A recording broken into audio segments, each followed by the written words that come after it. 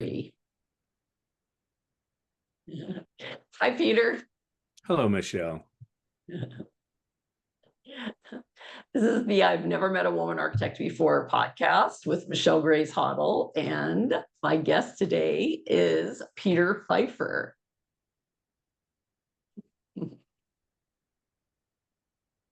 Go ahead.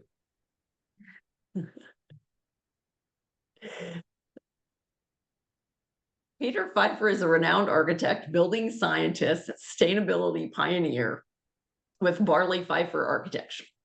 He has led the firm to national recognition for its innovative, climate responsive, and has been instrumental in shaping industry standards through his leadership roles in government.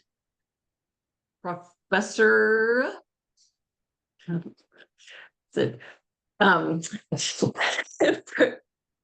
I am so sorry, Peter. As the founder principal, Barley Pfeiffer Architecture, he has led the firm to national recognition for its innovative, climate-responsive designs. Passionate advocate for green building, Peter has been instrumental in shaping industry standards through his leadership roles in government, professional organizations, and academia. His commitment to making sustainable design accessible to a wider audience has earned him widespread acclaim. With a comprehensive understanding of the built environment, Peter has been published in the Washington Post, New York Times, Fine Homebuilding, and featured on the Discovery Channel and National Public Radio. Peter has been honored as the National Green Advocate of the Year by the National Association of Home Builders and named the Green Superhero of the Year recently at the International Building Show. Welcome, Peter. You know, one of the things I want to add, also started the right. I can help. Started the energy.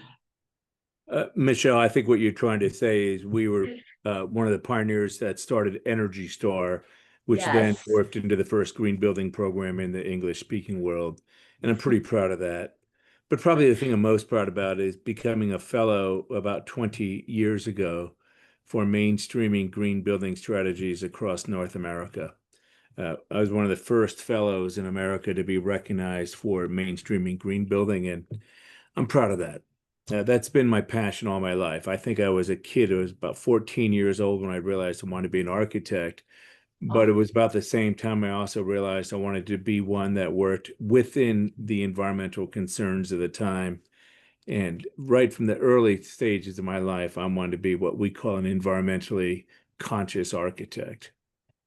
And I met Peter, and I introduced him this way, and I met him at AIA CRAN in the Phoenix, Scottsdale, and he and his friend Alan just seemed like these two guys that were just having a good time. And then, and later on, I was telling somebody that you were going to be speaking at this CRAN 2 years ago, and they said, "Really? Peter Pfeiffer is speaking?" And I said, "Yeah." And he was like, "Oh," he went into this whole thing.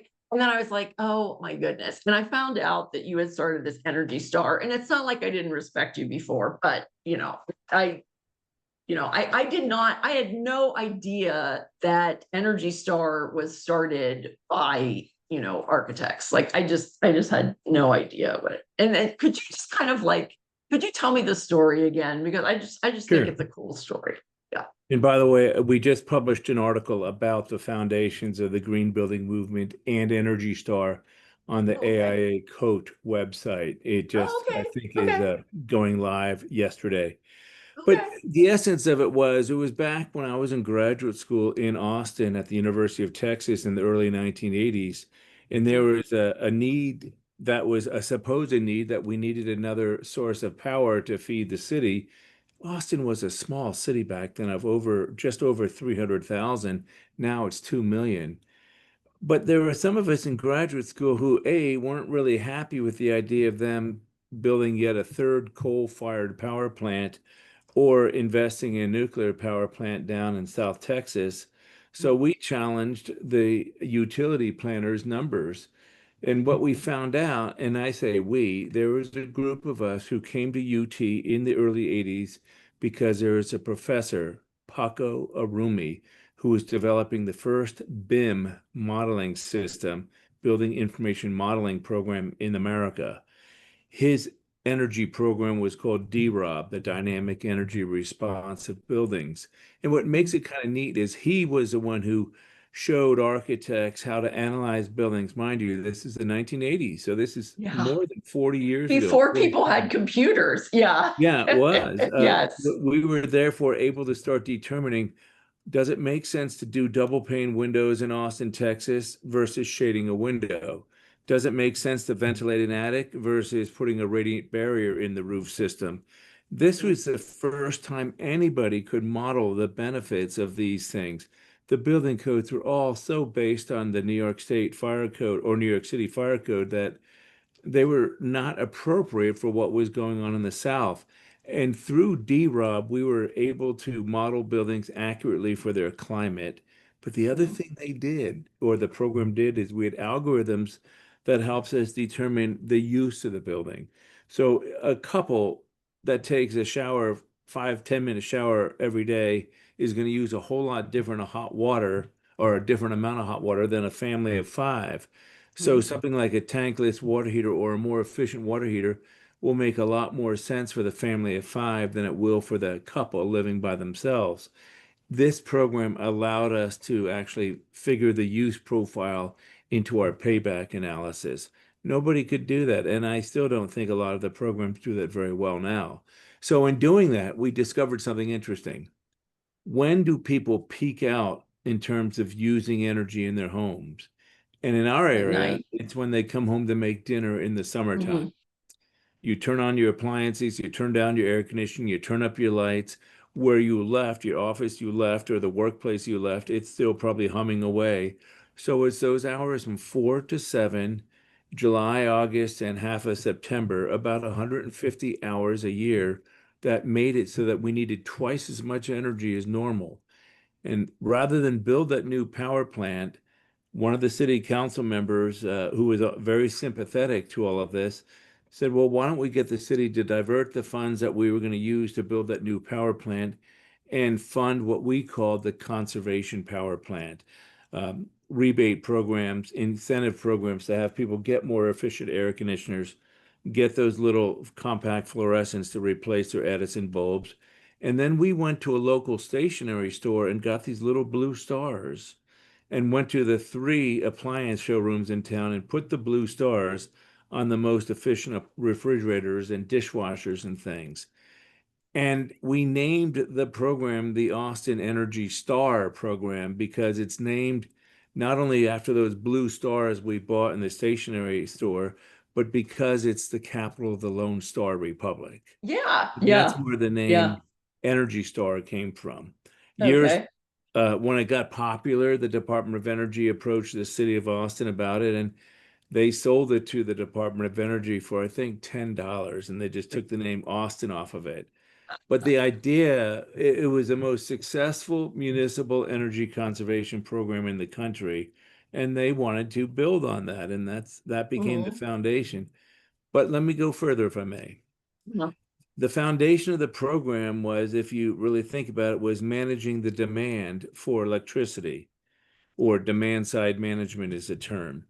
And with that, we took that to apply to our needs for water because there was a 4th water treatment plant that was already in the works or being planned.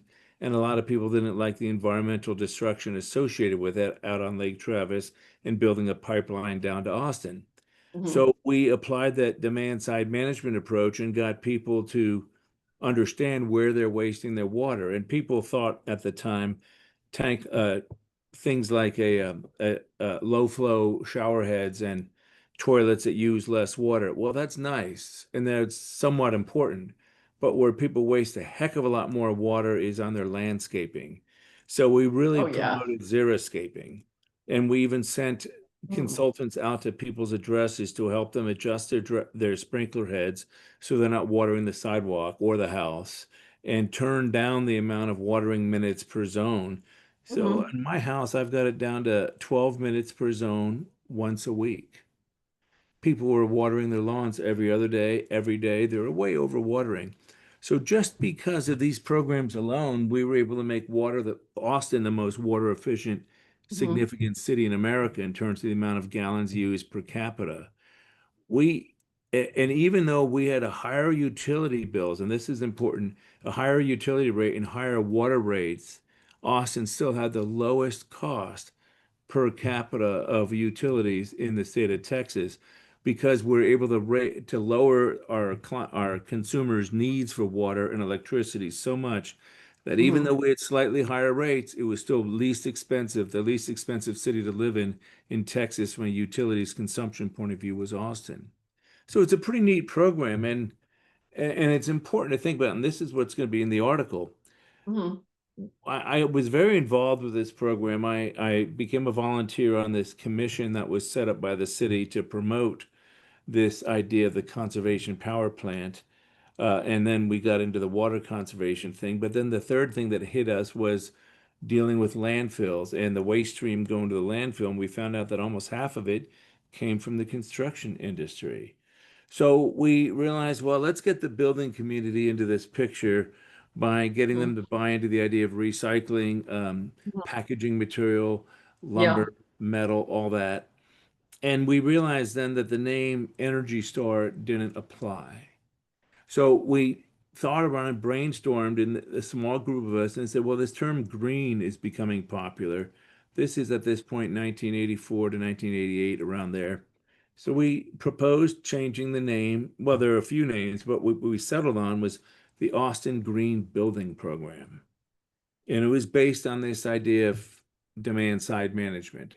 And that's how the first green building program started in probably the English speaking world, long before there was a lead. As a matter of fact, we had the first green building conference ever in America for the first few years. And then the city council said, why are we funding these national conferences? Can't you find someone else to fund it? It was actually the National Association of Home Builders who then they started a green building conference they funded with us here in Austin. And then a few years later, this group called the U.S. Green Building Council came into the picture, and they funded it, and then they started Green Build from there. But the point is, the checklist for LEED was very much based on Austin's checklist, which was developed not only by graduate students, but by the Center for Maximum Building Potential, Pliny Fisk here in Austin, and also Amory Lovins of the Rocky Mountain Institute. We brought in some good consultants to help us build a checklist that reflected energy conservation and water and building materials and health and embodied energy.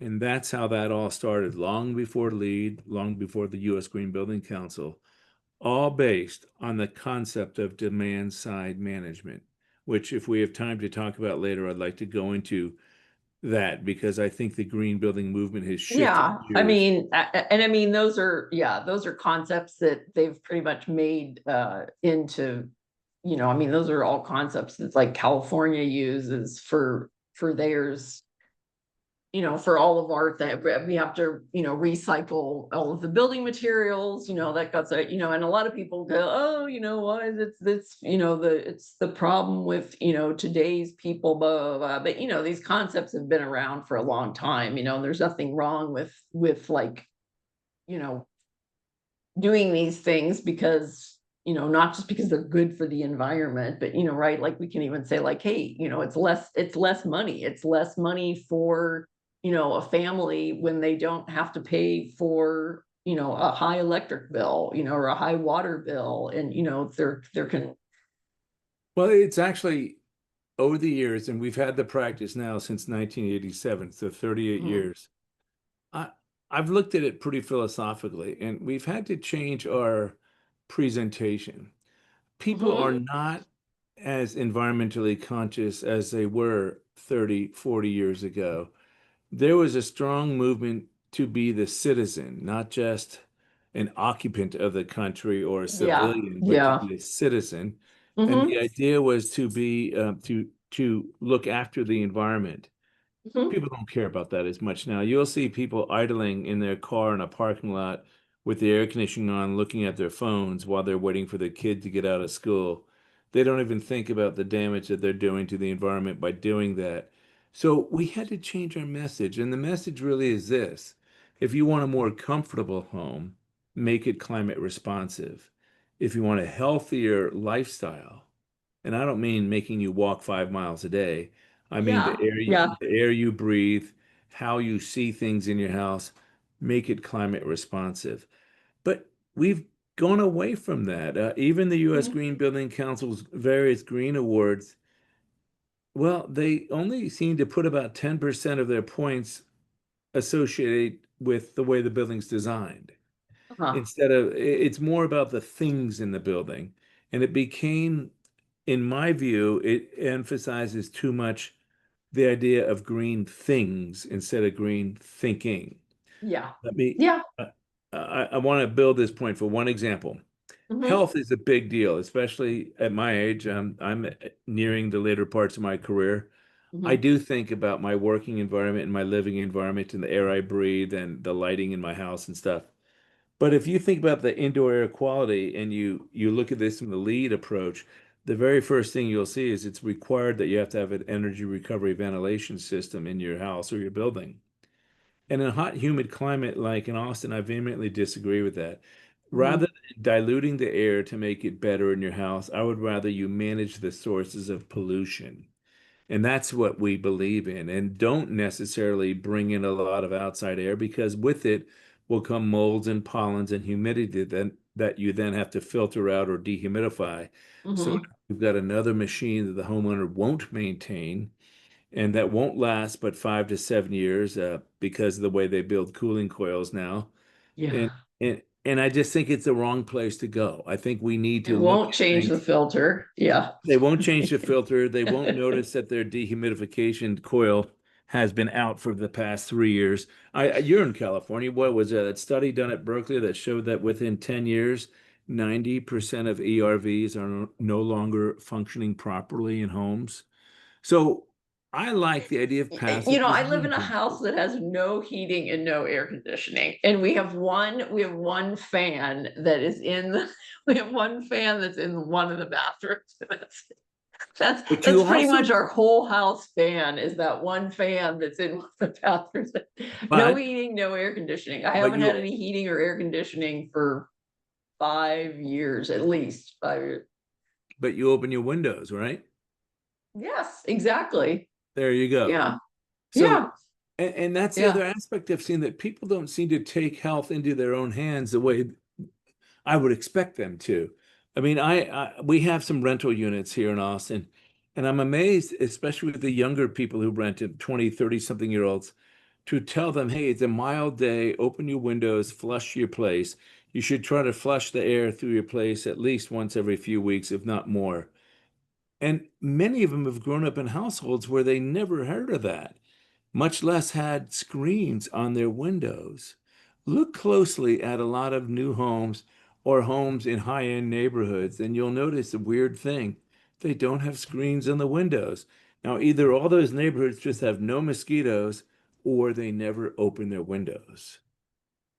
And it's scary because a lot of people don't. I've never lived in a house where we didn't open up the windows, but I've always lived in older houses. I mean, like this house was built in the 50s. So I've never lived in and I never lived in an area, where I have to have, like, I don't like air conditioning, and so I've never lived, but I mean, of course, when I go over to Arizona, I use it. But I mean, otherwise I don't use air conditioning in my car here. Which probably isn't the best for being on the freeway, but I just don't do it. I don't like conditioned air. It's like that's the only time I'll do it when I'm like driving across the desert. I'll have the air conditioning on, you're staying in a hotel or whatever. I can't stand like being in a hotel and you can't open up the windows, right? It's all just Well, let's move on to some of the subjects you wanted to okay. ask me about. All right. So what are your first recollections of experiencing architecture? Well, I think I mentioned that I was 14. I Mhm. grew up in the New York City area. I live in Okay. Austin, and people down here, I tell them that I grew up northeast of Dallas because they always want to make everything Texas centric. But anyway, growing up outside of New York City, I think I was first impressed by driving across a Washington Bridge in my parents' station wagon as a younger kid just being amazed at the New York skyline. I love the Empire State Building. And when we had a family outing to go into New York one Sunday and go up to the Empire State Building, I thought that was one of the coolest things. And then when I was in junior high and high school, they were building the World Trade Towers. Each floor of the World Trade Tower was 1 acre. So there were 220 acres going up 110 stories into the sky. I found that fascinating. And just absolutely amazing watching those buildings transform that seedy area of Lower Manhattan into what it became. But also the height. We grew up 18 miles away from the buildings, and you could see them pretty clearly on a clear night Wow. from our home on the second floor in the wintertime when the leaves didn't have when the trees didn't have their leaves on it. Yeah. So that all impressed me. I think my aunt hired an architect to design her house at the seashore. I had not known anybody who ever hired an architect to design a house. And I followed her progress in designing that house and building that house very closely. I was very close to this aunt. And I think she had a lot to do with encouraging me to be an architect, as my mother did too. I loved physics and I loved art. And I think in architecture, you've got to be an inspired generalist. You've got to know a bunch of stuff about physics and science and how that comes to bear on your designs. And then you have to have a sensitivity for good design and proportion and color and things like that. So that's why I ended up becoming an architect. I think a lot of us would say a similar thing, though. They liked art and they liked science and they knew it at a pretty early age. Yeah, I didn't really I like physics. I don't like the math that goes with physics. No, But I didn't say the math, but I the mean, physics. the The physics. physics I like. Yeah. And Yeah. actually, And if I I mean, I always drew. I've always drawn. And then that was like a way that I was kind of, because I was creative that way. I think that was kind of how I was recognized by some of the teachers and like other people. And so that kind of, that gave me a sense that was important and that was like something that was unique about me. And I think that was probably, and it makes me happy. It makes me happy. how old were you when when you were experiencing this? Oh my Junior high? gosh. Oh no, young. I was really young. Yeah. Yeah. No, the first, no, I was pretty young. Okay. Like before I started school, because I was only 4. My birthday is in late October. And so I was only 4. And so I didn't really know at the time, but I wasn't, it's like you had to take a special test in order to get in that young. And so my mom took me to school and, it was the school psychologist told me to draw. I don't know what he told me to draw. I don't know whether he told me to draw a person or whatever. Anyway, I drew him, and he was like, oh, and he started laughing. And then he took it into the principal and then he came back out. And I guess they thought I was like, I was okay to start school or whatever. And then when I was in first grade, my art teacher, because everybody had art lessons and music lessons, we had art class and music class. And then the art teacher asked my parents if they would let me come with some of the other students and get private lessons from her. And so I did that. So that was like in the first grade. So it was pretty young. Besides the fact that I was kind of always, I was always drawing like as a kid anyway, even before I went to schools. Yeah. Well, all right. So let's But I'm not good at math. Yeah, I'm definitely not good at math. So what are 3 classic buildings that you like and why? You sent me to that earlier, and at first I reacted against it, but then the more I thought about it, there were some things I remember, as I said, growing up, the Empire State Building and the World Trade Towers just amazed me. Yeah. But then my aunt's first house, designed by this architect, an upside down house on the Jersey Shore, I thought that was really cool. But the things that really affected me was when I was lucky enough to be an apprentice under Paolo Soleri in Arizona, working on the Arcosanti project.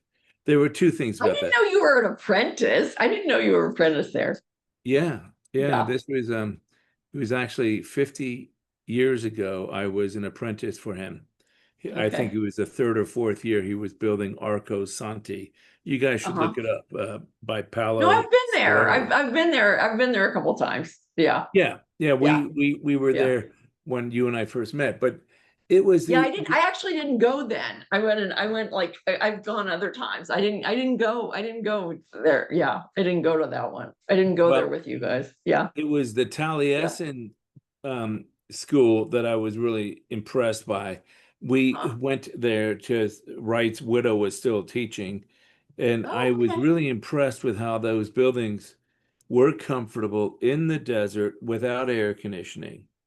I really loved Taliesin West. Yeah. And then I learned, I really enjoyed Soleri's teachings, and I loved what we were building at Arcosanti. So I would almost say, if I'm talking about the three buildings that affected me, would be the World Trade Towers, Taliesin West, and the Arcosanti project. Okay. All for different reasons, of course. Mhm. I have an exhibit at Taliesin West right now. You have an exhibit there? I do. Wow. Yeah, my board is on one of the drafting tables in there. Oh, that's neat. There was a women in architecture. We got like several of us together. And now we're doing another one with like Arizona women architects. We're starting this kind of like group. We're gonna have a publication over there. So I But can, you live in California, right? yes, but I'm also licensed in Arizona. Ah, oh, okay. Yeah. So I'm like, yeah. So I do some work with some people over there. Well, you and I met at the CRAN event the CRAN conference that also included an event at Taliesin, but you said you didn't go to it?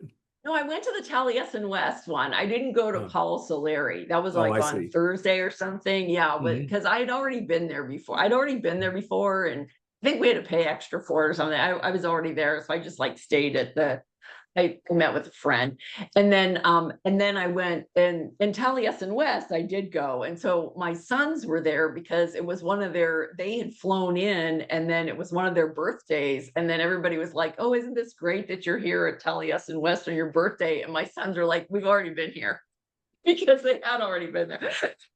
It's, Yeah. but I mean, those are the kids, right? Those are the kids of two architects, right? They've been to like Yeah, I forgot that your late husband was an architect. Yes. And he grew up in his grandparents owned the Schneider House by Walter Burley Griffin and Marion Mahoney. Wow. Were they Yeah, architects?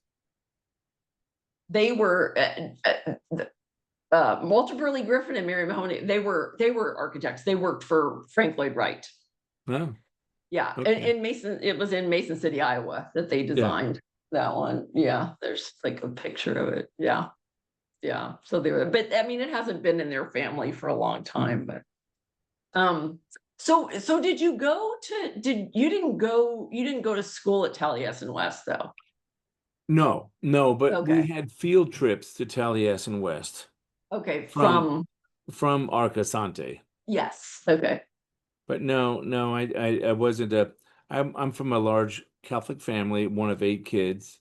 I had to be paying for all this on my own. Well, no, I shouldn't say that. That's not true. My father thought it was pretty interesting that I was going to go out and work for somebody in Arizona, and he had to pay a $400 tuition for me to do that, which he did give me, and we did do, but everything else I had to earn on my own. And so, no, I was not a Taliesin apprentice. I was a Solari I think apprentice. my parents probably would have said the same. I'm sure they would have said the same. I think they still say the same thing now. But why are you paying to like be in this field or what did even though my stepdad was a design engineer and my real dad actually worked for an architect at one point as one of his careers. So what did your parents do? My mother was a school teacher. Imagine this, Uh-huh. with seven kids at home. I had a younger brother who died early, but seven Oh, I'm kids at home. sorry. I'm sorry. She was a school teacher for like 28 years, and my dad had he was a scientific equipment salesperson who then started his own accounting practice when he was in his 40s. and had not one but two kids in Ivy League colleges, and went off to start his own company, and therefore was an accountant. So I remember my father as being an accountant from the time I was in junior high for the rest of his life. Huh. So my mother, interesting enough, was valedictorian from her class at Cornell, and she Uh-huh. was a language major. She spoke five different languages. And my God, if you didn't speak English well at the dinner table, you got hell from mom. So imagine mom was very much into English and writing, and dad was a mathematician, an accountant. He was a math major in college. Great preparation for the SATs. We did well. All of us did well with the SATs. As a matter of fact, one of my They had seven kids, and your mom was a teacher. yeah, I know you talk about people talk about wanting to have this work-life balance. That phrase never existed back then. Life was a struggle, as my graduate advisor used to Do say. you Life is a have? struggle. How many kids do you have? Four. Well, between Patty and I, we have six. But I love it. Mm. I love having a large family. I love still running this firm. We've got anywhere between 12 and 14 people here. We run it very much like a family. Half of Mhm. them, by the way, are women.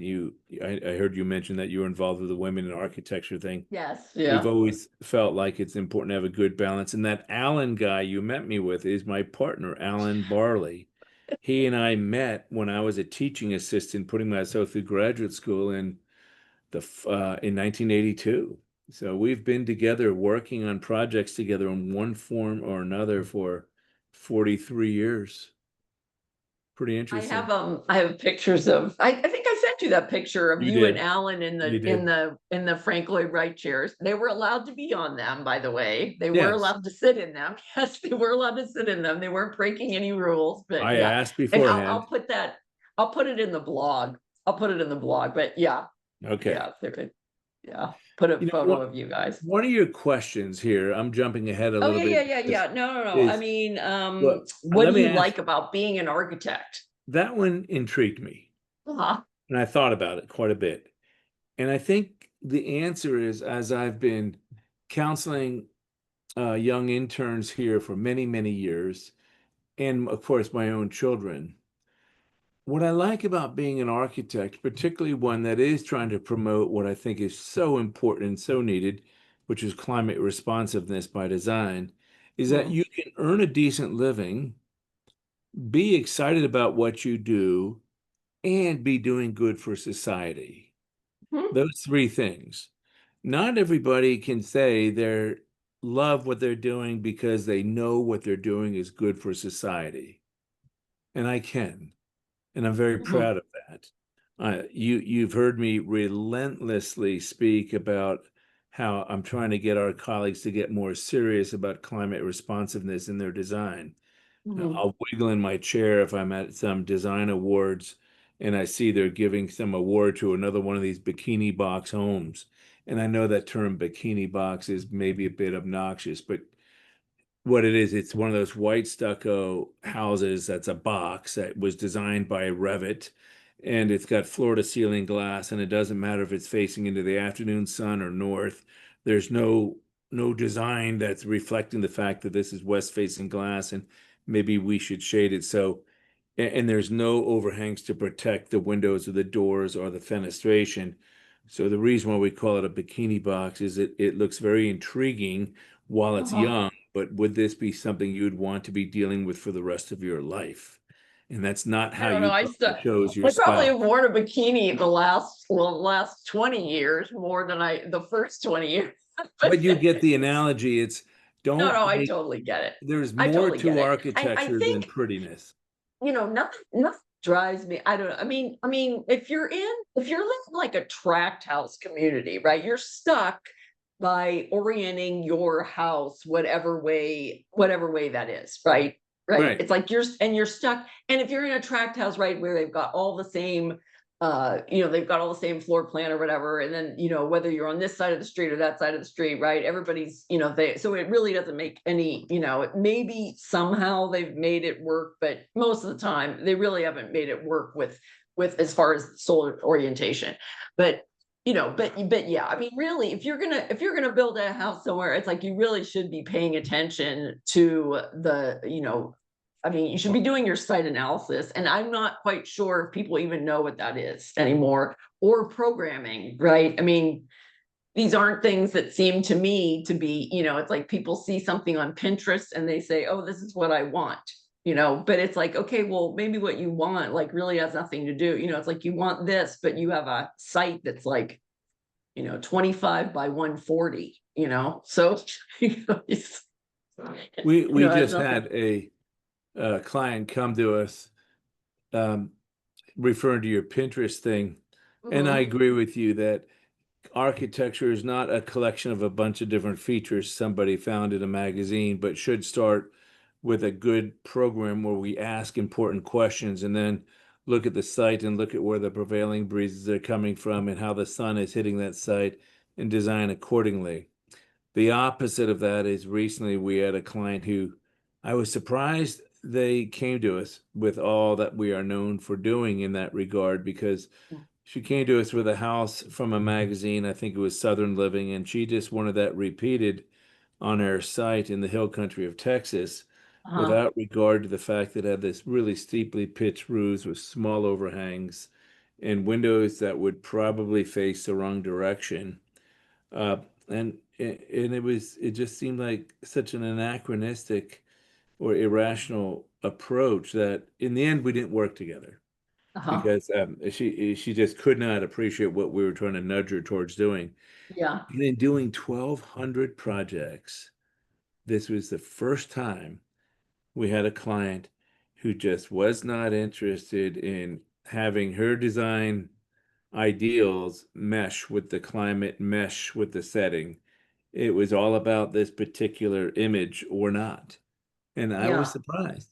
But 99.999% of the time, we have clients who really get into this real-time design thing where we actually go to the site with the client after we've gone through their programming guide with them, and I'll talk about Hmm. that.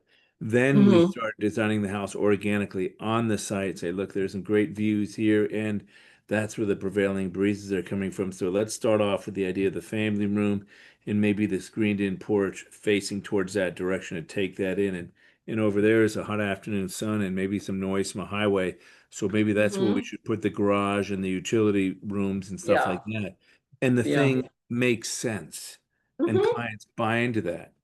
But my gosh, I still wonder what happened to that thinking, Michelle, because I don't see it demonstrated in the homes that are being held up as design award winners by the AIA and even by Coat.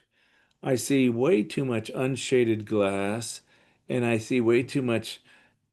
I don't see enough home designs that respond to how do we produce a thermal siphon in the house to enhance natural ventilation? What type of Tell you that siphon? I've had two projects. They cut off the overhang. One, two, too short. One, it was because the neighbors were saying their neighbors were going to sue them because they thought that it was in their way. It really wasn't. They had a 180-degree view of the ocean, but for some reason they were concerned about the girls' softball field at Point Loma Nazarene University. They were calling that their view, but anyway, so my client said, okay, whatever, we'll chop it off. And so that's one thing. And then, and then the other one was like this little interpretive structure that I did. And, he was like, well, I don't think it, and I'm like, no, it needs to be there in case, for shade, for, what if it is raining and they still want to be able to see, I wanted like some cover, and they chopped it off too. So it's like, I mean, I don't, I'm Well, just here saying here you, sometimes it gets chopped off because of that, but it's like, I don't know. But you're in a much more benign climate than we are here. Here, you really have to, you can make a very strong case for the fact that you'll be much more comfortable in the house if you do have reflected daylight and not direct solar radiation. It doesn't take a lot of convincing of people to realize how important that is.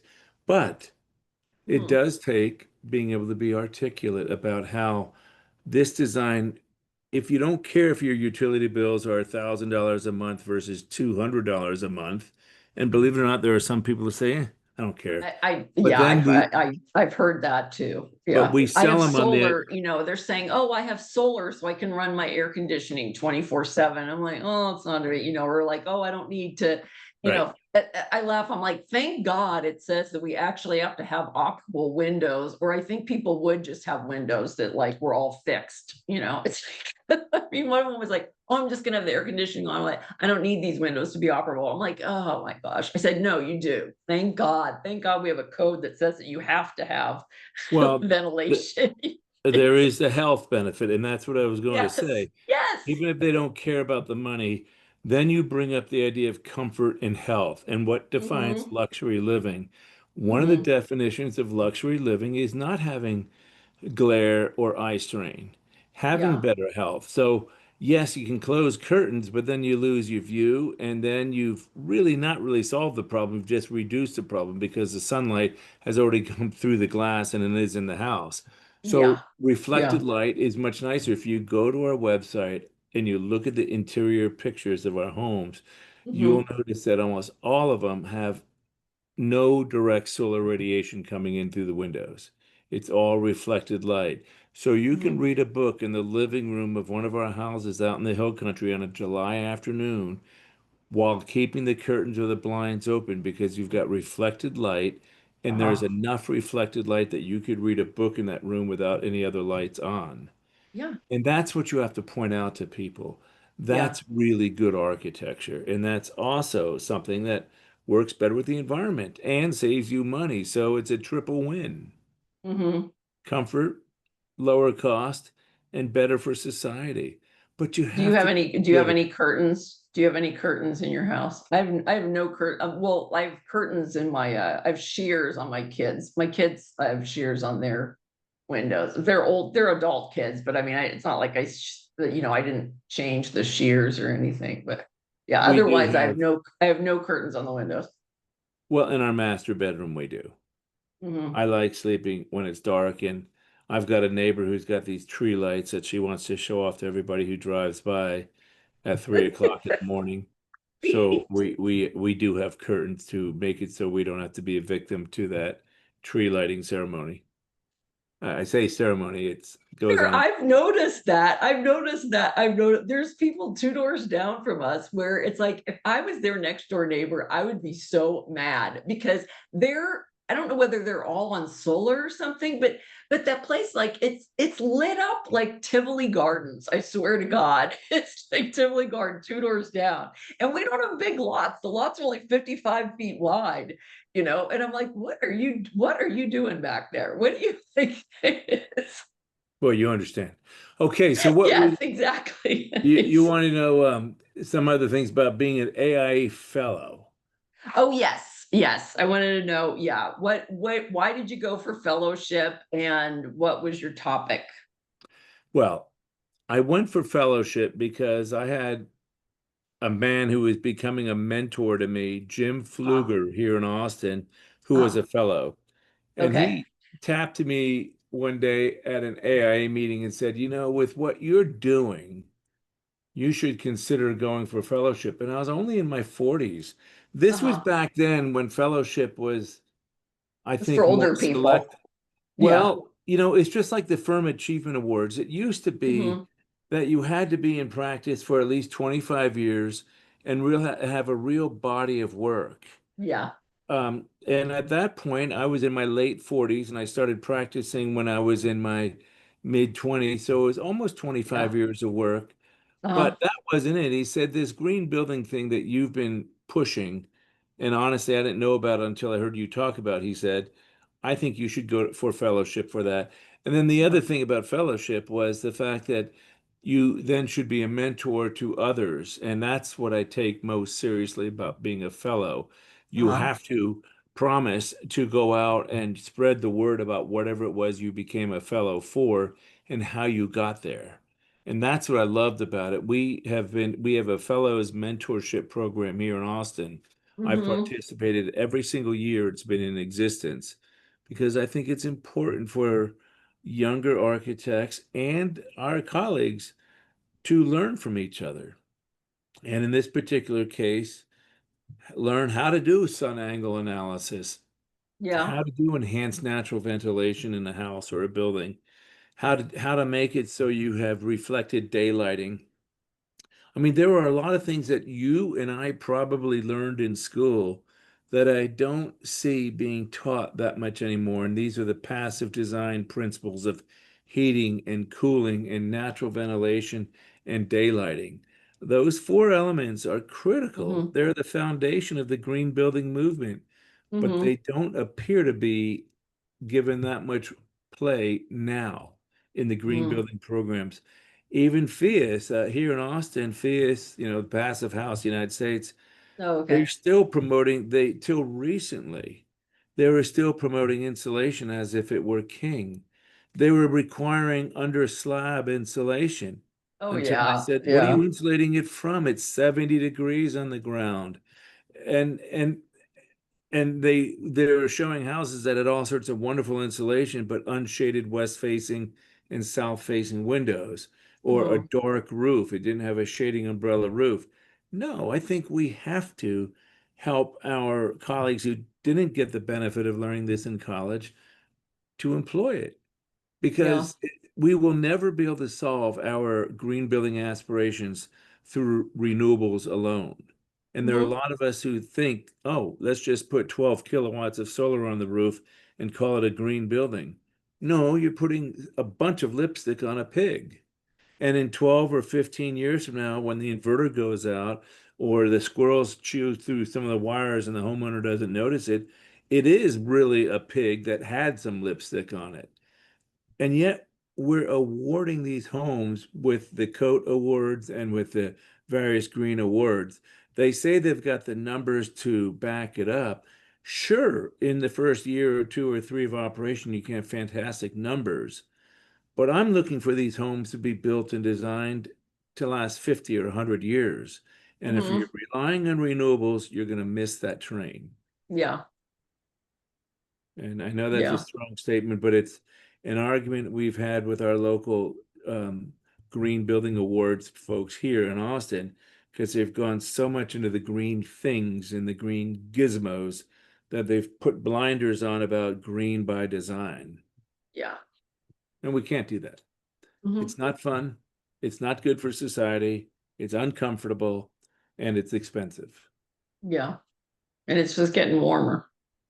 Oh God. When I came to graduate school in the fall of 81, we probably used the window air conditioner in the house 20 nights a year. 20. Uh-huh. Now, people understandably air condition pretty much from May 1st till November 1st. It used to be that a hot day here was in the mid to high 80s. We've already had a few days exceeding 100 degrees, and it's just early June. We've had some summers here where it's 60, 70 days a year with 100 plus. Oh, yeah. If It's the people same don't, thing. It's Phoenix, Arizona. Phoenix, 6 months out of the year, it's 100, right. 100 plus. My colleagues and friends from the Northeast don't take global or the climate change as seriously as we do because we're feeling it so much more from that than they are. I mean, they might have more mild summers and more mild springs and falls, and they sort of like that. But we get searing hot summers. Summer is not a Yeah. season here anymore. It's called a sentence. Yeah. Did you hear that? Summer is a sentence, not a season. That was a joke, Michelle. Laughing, Peter. All right. Okay, so what would you like to say about the future of architecture? If we don't get our act together, we're in bad shape. I don't want to sound like a pessimist, but we've got to get serious about harnessing the Earth's natural forces with our designs and stop looking for the latest shiny nickel in technology. Now, of Yeah. course, I say that, and for all we know, nuclear fission might become wonderful, and then no one has to worry about energy conservation. But we cannot, and there are papers that substantiate this from the Department of Energy, from NREL, the National Renewable Energy Labs. There is no way we can meet our electrification goals in this country at the rate we're going unless we get really serious about designing our buildings and our homes to use less energy to be comfortable in the first place. And resilience, when people talk about resilience, they think about maybe earthquake proofness in your area. But in our area, resilience comes down to one major thing. Can you survive in your home without electricity? Most homes, the answer would be absolutely not, because they were designed as human microwave ovens. They literally have so much unshaded glass that they'll get 90, 95 degrees inside there. My home in Austin, with its shaded windows and the thermal siphon, will get warm in the summer, but it'll get up to about 81, maybe 82 degrees. If you manage it right by closing your windows by day and only venting it at night, you can stay in that house for a good long time without the air conditioning going. That's resilience.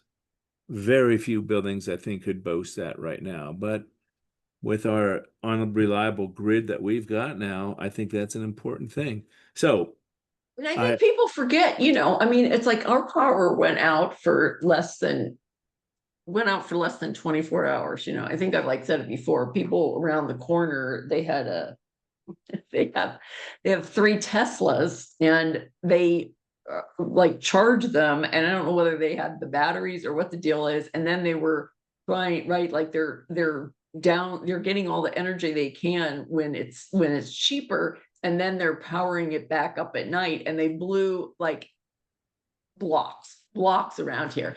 And at first we didn't know what was going on. And then it turned out in the middle of the night, the power company was out on the pole behind my house over on their street, right by their house. And they were redoing the transformer. And I'm like, okay, there you go. That's why. But I mean, it's amazing. We're like, oh, do we charge our phones? Do we do this? It's like we're looking around for a flashlight, right? I mean, it's like you forget what it's like, unless you go camping, and you kind of start relying on nature for things. You really, when you're in your house, we always think there's going to be water, right? We always think there's going to be, electricity. So, yeah. Well, so you've heard me at CRAN. I'm going to keep carrying this mantle, this torch of climate responsive design. I came up with that term about 5 years ago out of frustration with what green building had become, or what sustainability had become. Yes. Every climate responsive building is also sustainable, but not every sustainable building is climate responsive. Even the Architecture 2030 program has leaned so much into renewables that I think they've swayed away from the original philosophies of Ed Mazaria and the Passive Solar Design Handbook. We can't keep doing that. We have to get into doing our designs to respond better to the climate. And people don't really know what green building means. You'll say in an elevator, well, I'm really into green building, and they'll nod and they'll shake their heads, but then you will realize they didn't know what you're talking about. Or you might use the term sustainability. Who really knows what that term talks about other than us architects? So I wanted to come up with a term that says it all, that our designs are climate responsive, or if you're in a different crowd, you can actually say what they are. They're climate change responsive. They're really responding to our changing climate. And that's the challenge I want to end this podcast with, is to our architect colleagues, take the climate seriously when you're making your design decisions. Okay. Thank you very much, Peter. And I'm gonna stop the tape, and then I'll talk to you again. All right. Okay. All right. You tell me when, because I need to get some water.